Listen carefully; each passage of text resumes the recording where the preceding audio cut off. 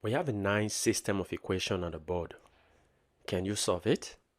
The question says, find the values of a and b, given that a squared minus b is equal to 133, and b squared minus a is equal to 133. Well, we can decide to call this equation 1, and we call this equation 2. Now, our first step will be for us to subtract equation 2 from 1. That is equation 1 minus equation 2. So from equation 1, the left-hand side is a squared minus b minus the left-hand side of equation 2 is b squared minus a. Good. And this is equal to the right-hand side of equation 1 is 133 minus the right-hand side of equation 2 is 133. So this gives us a squared minus b. Now using this negative to open up this bracket, we have minus b squared. Then negative times negative is positive a. And this is equal to 133 minus 133 is 0. Now let's rearrange this expression.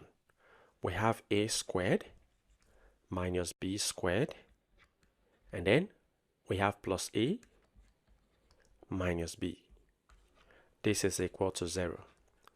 Now the first two terms, we have a squared minus b squared. This is difference of 2 squared, which can be expressed as a minus b times a plus b. And then we have plus here, a minus b. So a minus b. I can put this in parentheses, and this is equal to 0. Now notice something. A minus b is common. So we can factor out a minus b. So a minus b factored out. Open bracket. Now since I factored out this, I'll have a plus b remaining. Plus, now a minus b divided by a minus b outside, I'll have 1 remaining. And this is equal to 0. So we have two cases. We have a minus b to be equal to 0, or we have a plus b plus 1 to be equal to 0. Now from the first case, we can move negative b to the right hand side so that we have a to be equal to, as negative b crosses, it becomes positive b. But we know that a is not equal to b.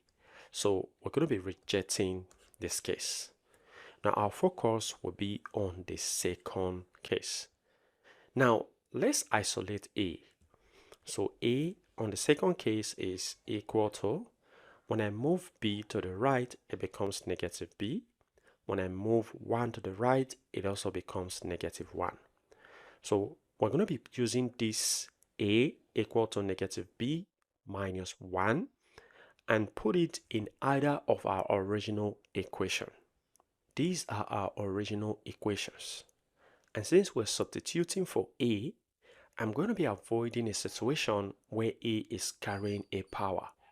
So I'll avoid equation 1 and focus on equation 2. So we'll substitute a here in equation 2. Let's go. So this is our equation 2, b squared minus a equal to 133. Now let's substitute this for a. So we have b squared minus a. What is a? A is negative b minus 1. So negative b, negative 1. That is it. And this is equal to 133. So this simplifies into b squared.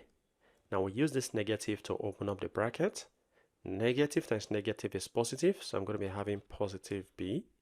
Negative times negative is also positive, so I'm going to be having positive 1. And this is equal to 133.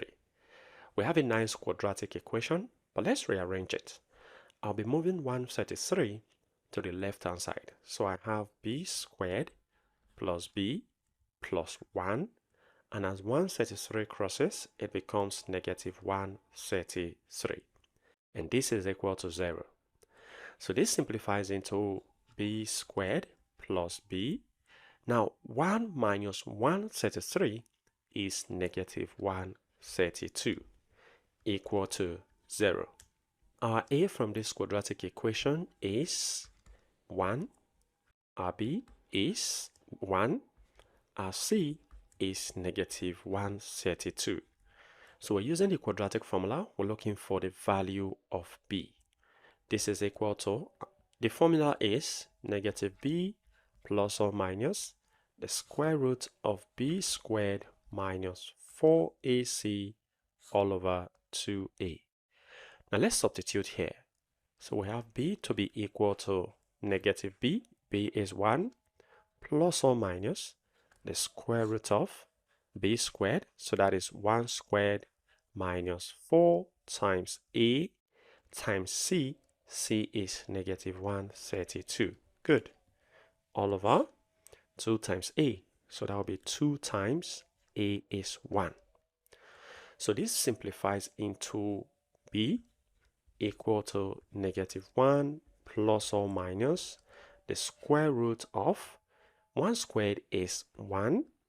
And then negative times negative is positive. Now 4 times 1 times 132 is 528. All over 2 times 1, that is 2. So the value of b now becomes negative 1 plus or minus the square root of 1 plus 528 is 529 all over 2. Very good.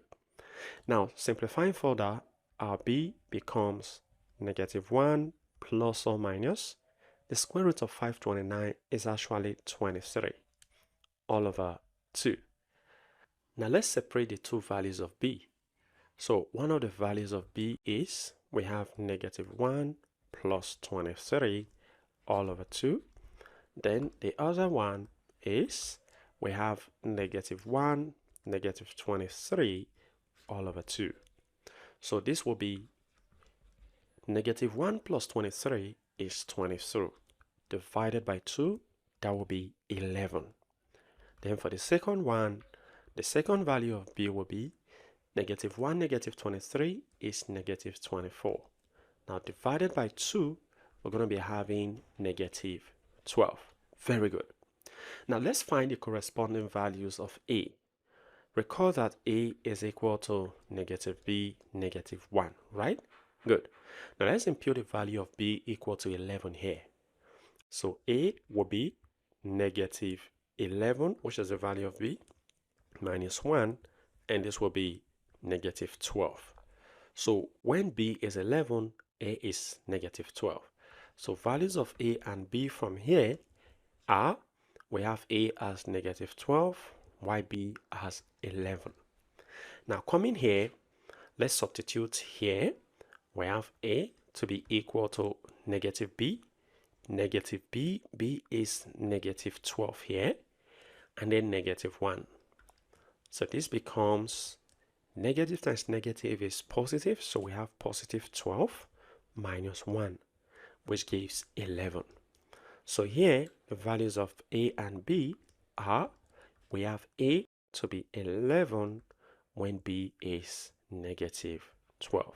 Very good. And these are the values of a and b when a and b are not equal. Well, feel free to share your ideas in the comment section below. And if you enjoyed this video and have learned something from this video, go ahead and give this video a thumbs up. Subscribe if you haven't. Turn on the notification bell so you don't miss my upcoming videos.